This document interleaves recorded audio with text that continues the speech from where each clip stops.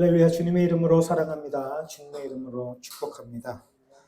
좀 지난 어제 비로소 이제 진짜 여름이 더라고요. 진짜 너무 뜨겁고 이 여름이 진짜 시작되는구나 그랬는데 무더운 가운데서도 또 주님을 만나고 주님을 예배하기 위해 주님의 교회로 달려온 여러분의 발걸음들이야말로 가장 복되시고 또 복된 발걸음들인 줄로 믿습니다. 오늘은 우리가 어떻게 보면은 그리스도인으로서 제대로 된 잣대를 세우고 어떻게 보면 올바른 길을 향해 나아가는 것이 필요한 주제에 대해서 한번 생각을 해보려고 합니다. 제목을 보시면 동성애에 대한 성경의 가르침. 이 동성애 문제가 어떻게 보면 지금 우리에게 정말 중요한 이슈거든요. 지금도 계속해서 뭐 퀴어 축제를 한다. 뭐 그걸 못하게 막는다, 뭐 자유를 침해한다, 뭐 이런 막 여러 가지 말들이 굉장히 많고, 싸우고 막 이런 일들이 많아요. 그래서 우리가 그리스도인으로서 제가 오늘 드리는 이 말씀은 그리스도인들에게 하는 말씀입니다. 세상 사람들에게 하는 얘기가 아니고, 물론 뭐 세상 사람들에게도 이 말씀이 적용되지 않는 건 물론 아닙니다만. 뭐 그들은 어차피 받아들이지 않으니까요. 그죠? 성경, 동성애에 대한 성경의 가르침인데 성경 자체를 안 받아들이는 사람들에게 아무리 떠들어봐야 무슨 소용이 있겠습니까? 내가 성경에 대해서 성경이 봐라 이거 동성애는 죄다 이렇게 얘기하는데 세상 사람 아니 나는 성경이 진리라는 걸 안 믿는데 그런 얘기를 해봐야 무슨 소용입니까 하면 할 말이 없거든요. 설득이라고 하는 것은 두 존재, A랑 B라는 존재가 있을 때 서로 함께 동의하는 하에서 그게 가능한 거거든요. 성경이 옳다, 이런 어떤 전제를 깔고 있는 사람들에게 우리가 설득을 하는 거예요. 그게 아닌 이상에는 설득이 안 됩니다. 그거는 서로 딴 얘기하는 게 돼버리거든요. 그렇기 때문에 오늘의 설교는 다시 한번 말씀드립니다만 세상 사람들에게 하는 대상으로 하는 설교가 아니에요. 무슨 얘기냐면은 동성애에 대해서 죄다. 이거는 지옥에 갈 거니까 받아들이면 안 된다. 이렇게 세상 사람들에게 우리가 뭐 이야기는 할 수 있겠지만 우리는 그걸 믿는다라고 이야기를 할 수 있겠습니다만 그거를 강요할 수는 없다는 얘기예요.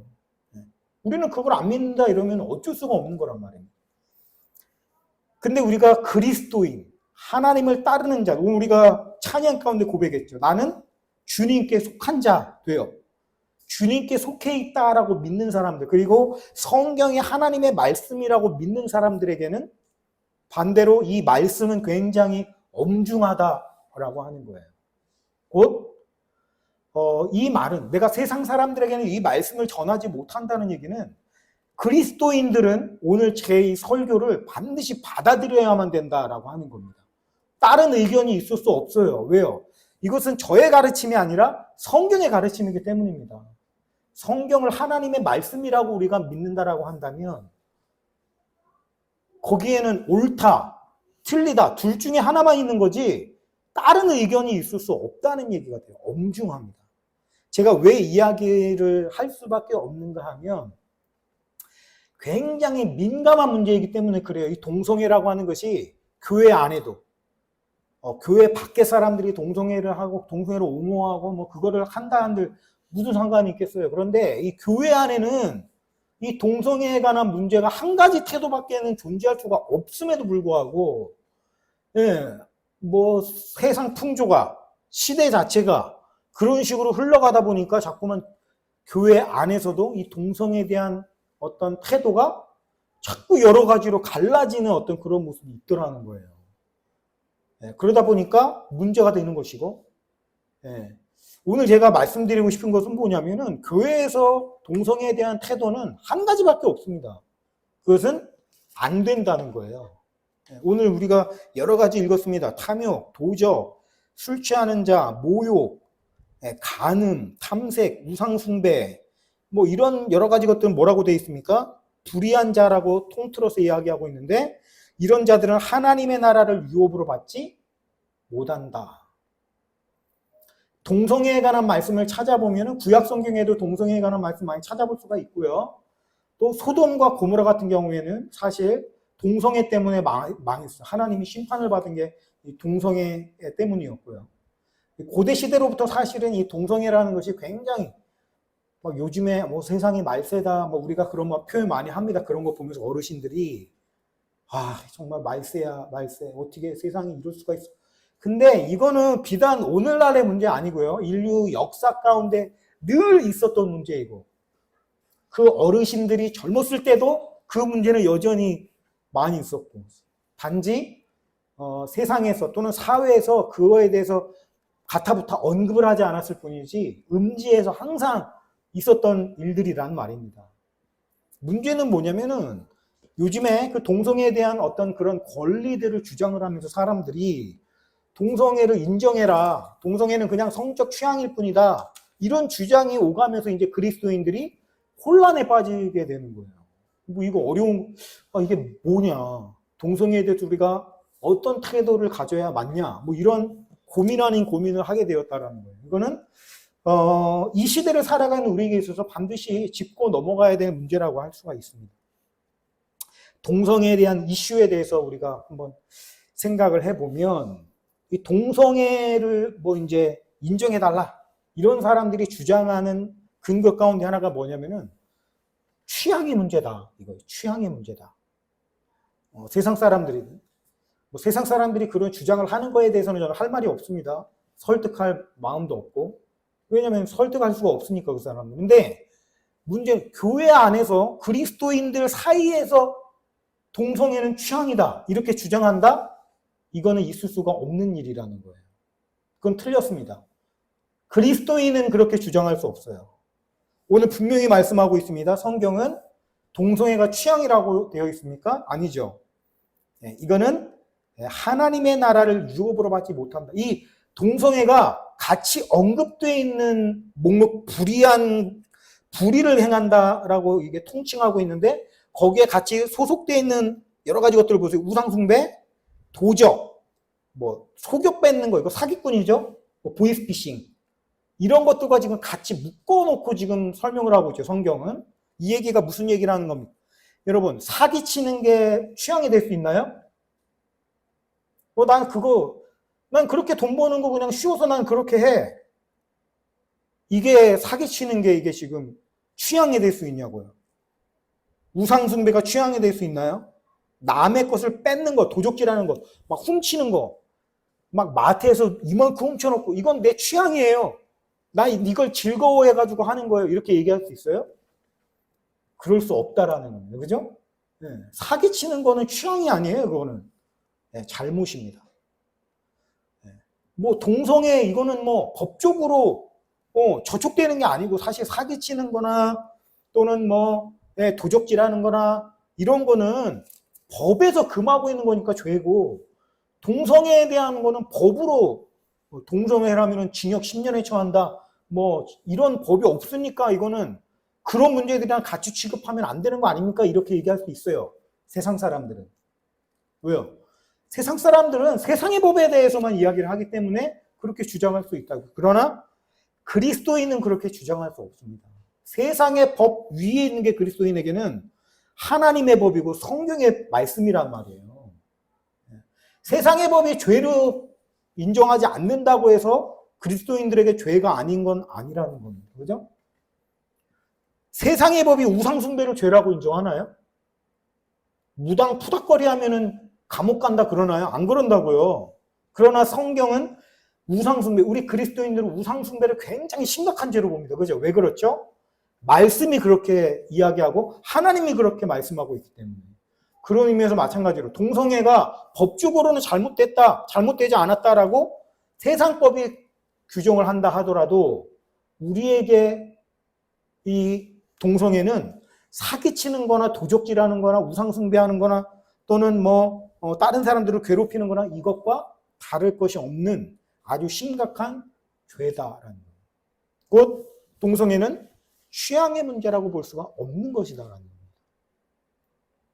우리는 취향의 문제라고 주장할 수 없어요. 제가 왜 이야기를 하냐면, 나는 그리스도인입니다. 나는 주님께 속한 자입니다. 나는 하나님의 자녀입니다. 라고 그것을 믿고 입으로 시인하는 사람이 그런데 나는 동성애자입니다. 그렇게 할 수 없다는 얘기예요.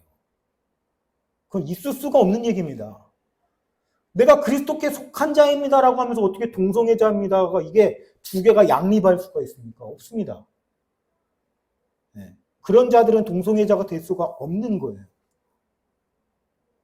그래서 정말 자기는 동성애가 취향이라고 생각해서 나는 그걸 바꿀 마음이 전혀 없고 나는 그냥 동성애자로 평생 살 겁니다라고 하는 사람이 있다면 그는 그리스도인이 되지 말아야 됩니다. 양립할 수 없다는 얘기예요. 교회를 떠나야 됩니다. 둘 중에 하나예요. 나는 그리스도를 섬기면서 동성애입니다. 이거는 할 수가 없다는 얘기예요. 동성애자 할 거면 교회를 떠나든지 예수님께 속한 자가 되어 있으면은 동성애를 떠나든지 둘 중에 하나. 물론 이거는 이제 좀 이따 다른 이 이슈에 대해서 한 가지 더 이제 살펴볼 것이 있겠습니다만 원칙적으로 딱 봤을 때 동성애는 그리스도인에게서는 허용될 수 없는 명백한 죄라고 하는 것이 성경의 가르침입니다. 다른 이야기가 있을 수가 없어요.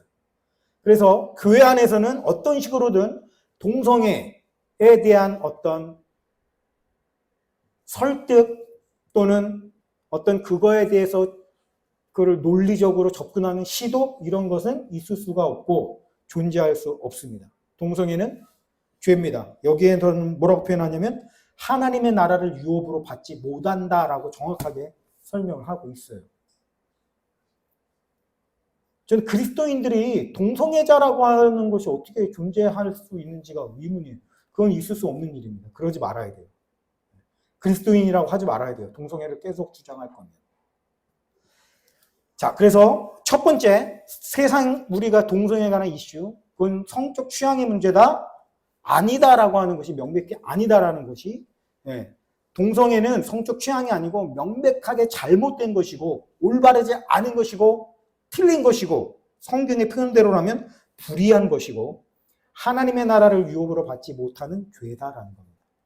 이것이고 두 번째는 이런 접근이에요. 동성애를 어떤 그런 우리가 세상에서도 여러 가지 관점으로 보는데 이 동성애를 보니까 다른 사람들의 동성애에 빠지게 되는 사람들을 보니까 자기 자신의 의지로 내가 그 사람들을 좋아하고 싶어서 또는 그 사람 내 동성을 사랑하고 싶어서 사랑하는 게 아닌 경우가 너무나도 많더라는 겁니다. 이게 쉽게 이건 죄다 이렇게 단죄한다 이렇게 하기가 어렵더라는 거예요.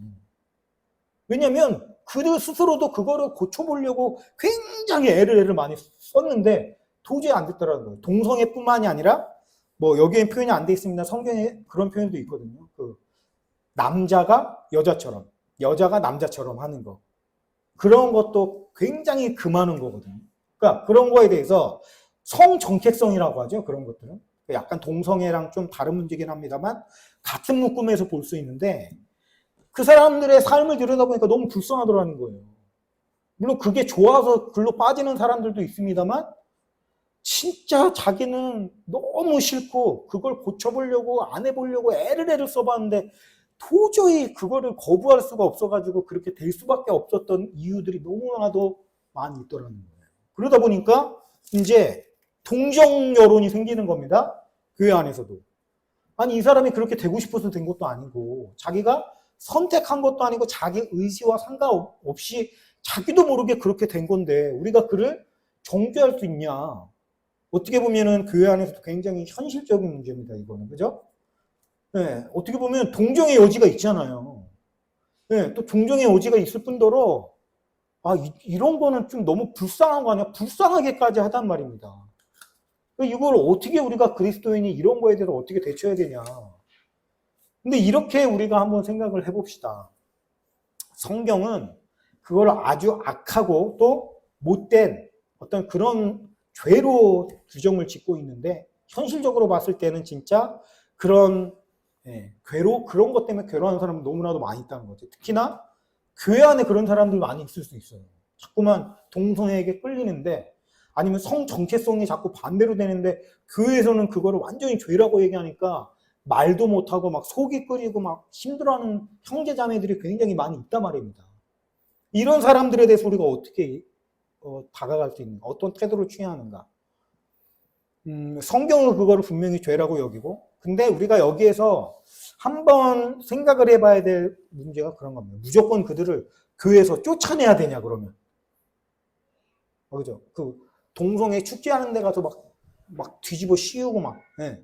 가서 폭력으로 그들을 막 두들겨 패면서 그 모임을 못하게 하고 그래야 되냐. 근데 저는 그거는 예수님의 방법이 아니라고 생각을 해요. 예수님은 그런 방법을 쓰지 않았거든요. 폭력의 폭력으로, 죄악의 폭력으로 맞서는 것은 그 예수님의 방법이 아닙니다. 그런 자들에 대한 심판은 하나님께 맡기는 게 그리스도인의 자세고, 네. 저는 그러지 않는 게 맞다고 생각해요. 이거는 저의 해석입니다. 성경의 가르침이 아니라. 네. 그러니까 여러분이 분별 있게 받아들이시면 되는데, 저는 그것이 오히려 교회의 어떤 그런 부분들을 더 떨어뜨린다고. 물론 뭐 교회가 그것 때문에 욕을 먹는다? 욕 먹는 것 자체는 사실은 문제가 되지 않을 수 있는데, 더 중요한 건 예수님의 방법은 아니라는 거죠. 네. 폭력에 비폭력으로 맞서는 거. 네. 폭력에 무저항주의로 나가는 거. 악한 것을 선으로 갚는 거. 이것이 그리스도인의 법이고 예수님의 가르침인데, 그런 측면에 봤을 때 네. 그런 방식, 이것은 너무 예수님의 정신과는 거리가 멀다. 근데 또 구약 성경을 보면은 또 그런 경우가 있긴 해요.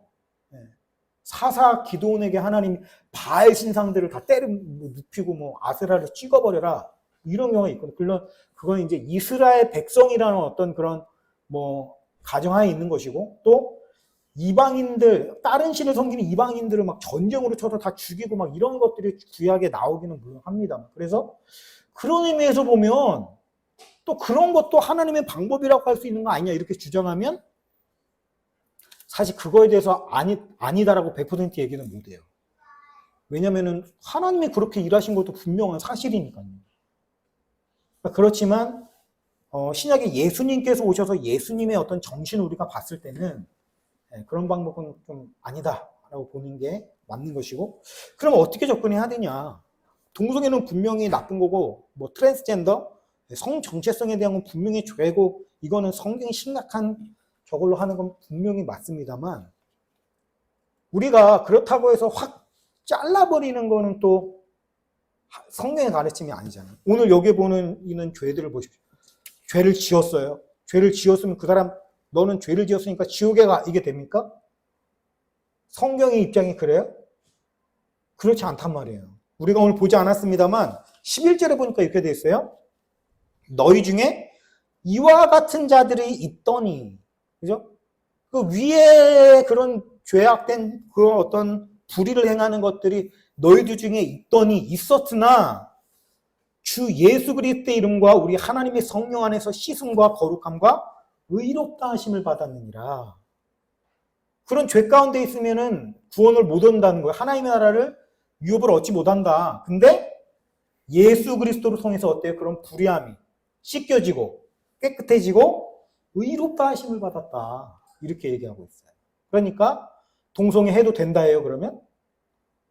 그런 얘기가 아닙니다. 네.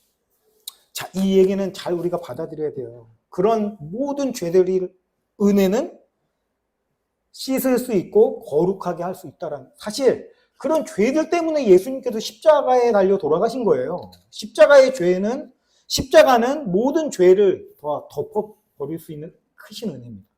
그런 의미에서 용서받지 못할 죄는 없는 거예요. 근데 용서받는 거에는 한 가지 전제 조건이 있습니다. 뭐냐면 자기 죄를 스스로 자백하고 용서를 구한다는 행위 자체가 뭐예요? 나는 죄인입니다 라는 걸 스스로 인정하고 그것을 용서해 주세요라고 예수님께 손을 내미는 게, 그게 어떻게 보면은 전제 조건이란 말이에요. 그러니까 동성애는 용서받지 못합니까? 트랜스젠더는 용서받지 못합니까? 용서받을 수 있어요. 어떻게 하면? 그것을 잘못이라고 인정하고 죄라고 인정하고 그 때문에 예수님이 십자가에 못 박히신 것을 인정하고 그것을 자기 입으로 고백하고 시인할 때, 믿을 때 트랜스젠더 동성애도 용서받을 수 있습니다. 자, 용서받을 수 있는 사람들을 향해서 우리가 너는 지옥에 갈 자식이야, 꺼져, 이럴 수 있어요? 그럴 수 없단 말이에요. 그래서도 안 되고. 그러므로 동성애자에 대한 교회의 태도가 어떠해야 하는가? 이 빌어먹을 악마의 자식아, 당장 꺼져, 교회에 얼씬도 하지 마, 이렇게 대하는 것은 저는 옳지 않다고 생각합니다. 그렇지 않아요. 교회는 그런 사람들을 다 받아들일 수 있어야 됩니다. 여기 보니까 사기꾼, 술 취하는 자, 모욕하는 자, 속여 뺏는 자, 이런 사람들이라고 해서 우리가 교회가 그런 사람들을 다 쫓아내면은 그런 사람들은 어디 갑니까?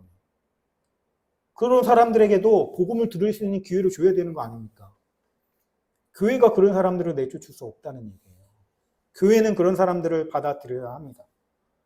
지금처럼 교회가 너무 적대시하고 있어요. 그런 자들을. 아닙니다. 하나님이 독생자 예수를 이 세상에 보내시는 것은 요한복음 말씀처럼 세상을 멸망시키려 하는 것이 아니요, 세상을 후원시키는 것이다. 잃어버린 자들을 찾으려 합니다. 그들도 하나님으로부터 벗어나버린, 어떻게 보면 잃어버린 자들 일뿐이고 우리와 같은 존재일 뿐이라는 거예요. 동성애자가 나쁜 놈이고 악한 사람이다. 그럼 우리는 악한 사람이고 나쁜 사람 아닙니까? 아니란 말이에요. 우리도 똑같이 죄인이고, 그죠? 예수님 말씀하셨잖아요. 너희 중에 죄가 없는 사람이 이 여자를 향해서 돌을 던져라. 돌을 던질 수 있는 사람이 있습니까? 없습니까? 아무도 없어요. 그렇다라고 한다면 우리가 어떻게 그런 자들을 향해서 돌을 던질 수 있어요? 나도 똑같은 죄인인데. 죄의 종류가 다를 뿐이지 동성애자도 죄인이고 나도 죄인이에요. 우리는 그러므로 그런 자들을 향해서 함부로 돌을 던질 수 없단 말입니다. 그런 자들도 우리가 긍휼히 여기는 마음을 가지고 있어요. 이게 그리스도인이 가져야 될 태도입니다. 근데 여기서 오해하면 안 돼. 그렇다고 동성애 자체를 우리가 부드럽게 대할 수 있느냐? 그렇지는 않습니다. 전제 조건이 분명히 필요한데 동성애는 죄고 고쳐야 될 것이다라는 전제를 무조건 깔고 가야 됩니다. 그런 전제 안에서 품어주는 거지 동성애 자체를 용납하는 건 아니란 말이에요. 아까 말씀드린 것처럼 나는 동성애자입니다. 그러나 이것은 내가 어쩔 수 없는 거니까 그냥 나는 그렇지만 예수님을 믿습니다. 이런 거는 존재할 수가 없다는 거예요. 동성애자가 교회로 올 수 있습니까? 교회로 올 수 있습니다. 왜냐하면 그 사람도 회개하고 용서받으면 가능하니까. 근데 아까 회개는 뭐라고요? 용서받는 건 뭐라고요? 그게 죄인 줄을 알고 죄라는 걸 인정하고 그거를 고침받기를 원할 때 용서받고 구원을 받는 것이지, 나는 예수님을 믿는데 동성애는 그냥 취향이고 성적 취향이고 내 의지로 어쩔 수 없는 거니까 그냥 이거는 나는 그냥 이렇게 살겠습니다 하면서 교회 안에 들어올 수는 없다라는 거예요. 동성애는 명백한 죄이고 이거는 하나님으로부터 떨어져 나가 하나님이 극심히 싫어하시는 죄악 중에 하나이기 때문에 그걸 철저히 인식하고 그런 자신을 하나님 앞에 자백하고 인정하고 하나님께 끊임없이 고쳐질 때까지 고쳐달라고 구하고 또 구하고 또 구할 수 있는 자들은 교회 안에 있을 수 있습니다. 그런데 죄로 인정하지 않으면서 교회에 있을 수 있는 방법은 없다라는 거예요. 우리 그리스도인도 마찬가지죠. 동성애인들 하는 사람 또는 성 정체성에 혼란인 사람이 교회에 들어왔다? 무조건 그를 내쫓고 이 악마야, 악마의 자식아 이러는 게 아니라 받아들입니다. 언제? 그게 잘못된 것인 것을 인정하고 이건 하나님 앞에 추악한 것입니다라는 것을 알고 인정하고 난 이걸 고쳐야 되는데 이게 잘 안 됩니다. 고쳐주세요. 이럴 준비가 되어 있을 때 가능합니다. 그러니까 그게 전제 조건이에요. 그런 사람들은 교회에 들어올 수 있고 우리는 그를 따뜻하게 안아주고 그를 위해서 중보해야 됩니다. 자, 아까 어쩔 수 없이 나의 의지와 상관없이 나는 그렇게 태어났어요. 나는 그렇게 됐어요. 이거를 어떻게 보냐, 후천적으로 생겨진 거냐, 선천적으로 그렇게 되어진 거냐라는 거를 우리가 연구를 하고 있습니다만, 사람이라는 거는 우리가 연구해서 알아내기에는 너무 난해한 존재예요. 몰라요, 정확하게 얘기하면. 근데 중요한 건 뭡니까? 어쨌든 그거는 잘못된 것이고 악한 것이다라는 거. 그거 하나는 분명하다라는 거. 자, 보십시오. 암에 걸렸어요. 암에 걸리고 싶어서 걸린 사람 있나요? 자기 의지로 나는 암에 걸릴 거야 하고 해서 암에 걸리는 사람 있어요? 그런 사람은 한 명도 없어요. 암에 걸리는 사람도 어쩔 수 없이 걸리는 겁니다. 원하지 않는데, 그죠? 암이라는 손님은 내가 원하든 원하지 않든 의지와 상관이 없이 찾아오는 거예요. 근데 보세요. 그런 암에 걸린 사람들이 나는 내 암이라는 걸 내가 의지를 들여서 내가 원해서 한 것도 아니고 어쩔 수 없이 걸렸으니까 난 이건 질병이 아닙니다. 이렇게 얘기할 수 있어요? 그럴 수 없단 말입니다. 내 의지와 상관없이 어쩔 수 없이 걸린 거다라고 해서 그게 질병이 아닌 건 아니에요. 나는 그냥 이거 안 고치고 그냥 가지고 살렵니다. 이럴 수 없단 말입니다. 어쩔 수 없이 걸렸든 의지와 상관이 없이 걸렸든지 간에 암은 암이고 그거는 고쳐야 될 질병이에요. 저는 마찬가지라고 다시 한번 말씀드리는데 세상 사람들에게 하는 얘기가 아닙니다. 그런 사람들은 당연히 반발하겠죠. 네. 그 사람들을 이야기고 나는 지금 그리스도인들에게 하는 얘기입니다. 동성애는 질병입니다. 그리고 죄예요. 어쩔 수 없이 자기의 의지와 상관없이 걸렸다 해도 그거는 질병입니다. 고쳐야 되는 거예요. 나는 어쩔 수 없이 동성애자가 됐으니까 난 그냥 이렇게 살래요. 이건 있을 수 없다는 얘기예요. 내가 그리스도인이기를 바란다면 그걸 반드시 고치기 위해 발버둥을 쳐야만 그 사람은 그리스도인이 될 수 있습니다. 못 고친다 해도. 못 고칠 수도 있잖아요. 암도 못 고칠 수도 있거든요. 그러나 그럼에도 불구하고 그 사람은 끝까지 그런 태도를 인지하고 나가야 그리스도인일 수 있습니다. 사실 우리도 그렇잖아요. 내가 그리스도인이라고 하면서 나는 죄를 하나도 안 져요? 그렇지 않단 말이에요. 나는 그리스도를 섬기는데 로마서 7장처럼 내 마음의 법은 하나님을 따라가는데 이 육신이 자꾸만 죄를 향해서 달려가고 늘 죄에 넘어지고 습관적으로 죄 때문에 자꾸만 하나님 앞에 엎드릴 수밖에 없는 게 우리의 모습이라고 한다면 저는 동성애자든 성 정체성에 혼란을 겪는 자들도 이와 똑같은 선상에 있다고 봐요. 그 사람들이 그게 죄라는 걸 인정한다는 전제하에 고치고 싶어요. 바꾸고 싶어요. 하나님 앞에서 죄이고 추악한 거니까. 그런데 그게 내 의지대로 안 됩니다. 그렇죠? 바꾸고 싶다고 해서 바꿔지는 게 아니니까. 자, 그래요. 그런 사람들에게 우리가 어떻게 해야 될까요? 정죄하고 판단하는 게 아니라 중보하고 그를 위해서 기도해 줘야 된다는 거. 우리도 똑같으니까. 죄의 종류만 다를 뿐이지. 우리도 날마다 죄 때문에 넘어지잖아요. 똑같이 그 사람들도 죄 때문에 넘어지는 거예요. 안아주고 품어줘야 된다는 겁니다. 근데 고쳐야죠. 고치는 걸 포기하는 순간 그 사람은 그리스도인이 아닌 게 되어버려요. 죄라는 것이 반드시 고쳐야 되는 것이지 안 고쳐진다고 나는 이 고치는 걸 포기하겠습니다. 그렇게 돼서는 안 된다는 겁니다. 끊임없이 마음의 고통을 받으면서 그걸 고치기 위해서 발버둥을 치는 게 그리스도인의 삶이에요. 왜 편하게 살려고 합니까? 도저히 안 되니까 그냥 마음 편하게 살래. 성경은 그렇게 가르치지 않습니다. 죄는 끝까지 혈과 육에 속한 것은 끝까지 우리가 싸우고 나가야 되는 거죠. 그래서 성도의 삶은 피곤한 삶입니다. 날마다 싸움이기 때문에. 그래서 고치기 어렵다고 포기하는 거 아닙니다. 끝까지 싸워야 돼요. 그게 그리스도인이에요. 그렇다고 한다면 우리는 끝까지 싸우는 그런 자를 응원해주고 중보해주고 격려해주고 같이 함께 중보해줘야 합니다.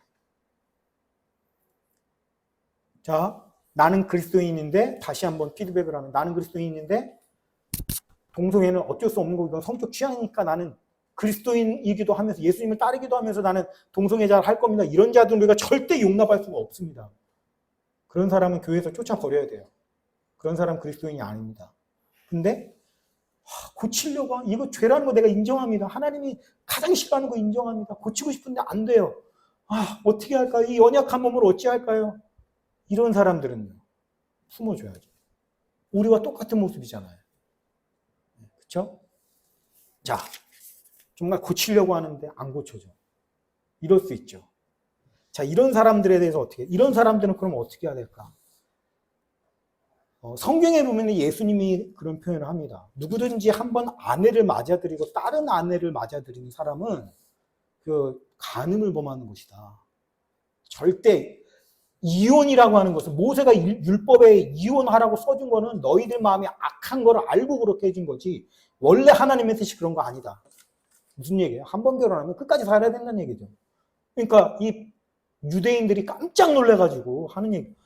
아이 차라리 그러면 결혼을 하지 않는 게 낫겠습니다. 그렇게 한 번 뭐 딴 여자도 만나고 싶었나 보죠. 그 유대인들은 그죠? 예, 딴 남자도 만나고 싶었나 보죠. 근데 아유 그럴 것 같으면 아유 나 결혼 안 하고 말지 무슨 뭐 족쇄도 아니고. 그러니까 예수님 뭐라고 얘기하십니까?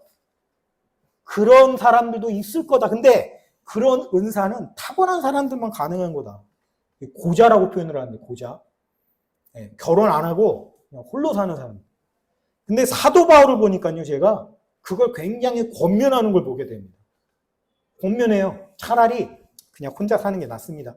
나같이 뭐 부인과 사별했거나 또는 뭐 어떻게 해서 헤어졌거나 그런 사람은 그냥 혼자 사는 게 좋습니다. 주님을 위해서 올인하면서 사는 게 좋습니다. 되도록이면 결혼하지 마십시오. 그러나 이것은 내 의견이지 주님의 가르침은 아닙니다. 이렇게 얘기를 합니다. 근데 저는 그런 동성애자들에게 그걸 권하고 싶어요. 내가 도저히 죽어도 내가 이걸 못 고치겠다.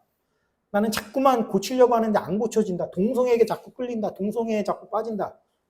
혼자 사십시오, 평생. 주님을 위해서 그냥 사십시오, 평생 동안. 하나님이 가증스럽게 여기는 죄에 빠지느니 혼자 살면서 주님을 향해서 올인하는 게 낫습니다. 하나님을 위한 고자가 되는 게 낫다는 얘기입니다. 그렇게 살 각오가 되어 있어야 돼요. 난 하나님을 정말 거스르기보다는 차라리 혼자 살겠다 그러면 과부가 되겠다.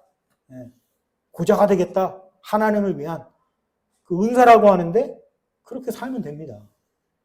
정말 못 고친다면. 그럴 각오가 돼 있어야 된다는 거예요. 그만큼 하나님이 싫어하는 죄라는 겁니다. 하나의 방법이 될 수 있어요. 오늘 우리에게 어떻게 보면 우리가 살아가는 이 세상은 지금 마지막 세대입니다, 지금. 그러니까요, 마지막 세대인 만큼 우리가 어떻게 보면은 그럴 수 있는 거예요. 하나님을 위해서 혼자 살 수 있는 겁니다. 남녀 간의 사랑이 뭐 꼭 필요합니까? 마지막 세대는 정말로, 그런 은사를 받은 사람들은 주님만을 위해서 살아가는 것도 좋다고 생각해요. 다양한 삶을 전통적으로 남자는 항상 이게 결혼을 해야 되고, 목사님들은 그러더라고요. 저도 이제 지난번에 이제 학교 동기 목사님들이 이제 좀 이렇게 만나가지고 젊어요. 저랑 나이 또래 같습니다. 이런저런 얘기를 하는데, 그 목사님들은 또 생각이 다르더라고요. 교회는 요즘같이 저출산 시대에 결혼을 해야 되고, 남자 여자는 결혼해서 전통적인 가정을 꾸리고 아이를 낳고 해가지고 그렇게 해야 된다. 이런 생각을 가지고 있으시더라고요. 젊은데도 불구하고. 근데 저는 약간 생각이 달라요. 마지막 때에는 우리가 마지막 때를 준비하는 어떤 모습 속에서 주님을 향해서 살아가는 것이 정말 중요하다고 봅니다. 결혼 안 하고 하나님을 위해서 살겠다? 저는 응원할 수 있다고 생각해요. 내 자녀가, 목사님 자녀가 그래도 그거 응원할 수 있어요? 근데 저는 그럴 수 있다고 생각합니다. 그 자녀의 의견이 그렇다라고 한다면 저는 받아들일 수 있다고 생각해요. 꼭 굳이 막 결혼을 해야 돼. 아이를 낳아야 돼. 나라가 지금 이렇게 힘드니까 저는 그렇게 주장하고 싶지는 않아요. 사도 바울처럼. 사도 바울은 뭐 사별을 했겠지만 끝까지 혼자 살아. 그 성경에 보면은 요한복음이 아니라 누가복음인가요? 그 결혼한 지 한 7년 되고 80몇 년을 평생 과부로 살았던, 항상 성전에서 기도하면서 살았던 그 예수님을 보는 축복을, 메시아를 보는 축복을 얻었던 그 여성분처럼 그렇게 사는 것도 저는 아름다운 삶이라고 생각하거든요. 꼭 이렇게 한 가지로 규정 짓는 거는 오히려 옳지 않다고 생각해요. 주님 안에서 여러 가지 삶의 모습이 있을 수 있고 자기의 선택이죠. 그걸 우리가 뭐라 이래라 저래라 할 수 없다고 저는 생각합니다. 그러니까 동성애, 나는 뭐 성정체성에 혼란을 끼쳐서 차라리 막 성전환 수술을 할까? 나는 뭐 동성애를 그냥 해서 그냥 살까? 안 돼요. 그렇게 할 거면 교회를 떠나든가 아니면 주님 안에서 그걸 평생 동안 찔러가면서 평생 혼자 살 생각 하든가. 저는 그게 옳다고 생각을 합니다. 그러니까 우리가 대해야 될 태도는 그거예요. 무조건적으로 다 그냥 욕하고 막, 네, 어떻게 보면 과격하게 맨날 네, 불 지르고 항의해가지고 막 그런 모임 못 가지게 하고, 네, 그런 사람들 만나면 뿌리고 막 이 악마의 자식아, 사탄의 자식아 손가락질하고, 그렇게 하지 말고, 그들을 불쌍히 여기고, 죄인이잖아요. 예수님은 심지어 자기 자신의 십자가에 못 박는 자들을 향해서까지도 그들의 죄를 용서해 주십시오라고 기도하셨는데, 우리가 그런 부드러운 태도를 가지고 나가되 단 절대로 용납할 수는 없다는 거. 그 죄 자체는 어떠한 형식으로든 설득될 수 없다는 거. 성경의 가르침 무조건 따라야 된다는 거. 확고하게. 자, 그 두 가지 선을 잘 지킨다는 게 이게 참 생각보다 쉽지는 않은 것 같아요. 그러나 우리가 확실하게 해야 되는 건 확실하게 해야 된다고 생각합니다. 우리는 그리스도인이거든요. 내 뜻대로, 내 생각대로, 세상의 잣대대로 살아가는 것이 아니라 나는 주님께 속한 자 되어 예수님께 속한 자가 되었기 때문에 예수님의 가르침의 잣대를 가지고 확고하게 살아가는 자들이 되어야 된다는 것입니다. 이런 태도를 가지고 지금 세상의 수많은 동성애 자들 또 그런 사람들은 자기네들 멋대로 살아도 우리 할 말이 없고 교회 안에 예수님을 믿고 싶어하는 자들 안에 그러한 성적 취향을 가지고 있고 그런 상처들로 인해서 그런 것들이 생겨진 사람들에 대해서 우리가 어떤 태도를 가지고 어떤 마음가짐을 가지고 대해야 될 것인지에 대해서 오늘 생각해 봤습니다. 우리가 이런 것들을 잘 지켜서 마지막 때에 주님을 거스르지 않고 주님 보시기에 아름답고 합당한 모습으로 올바른 태도를 가지고 나갈 수 있는 그런 저여러분이 되시기를 주님의 이름으로 축원하면서 말씀 마치겠습니다.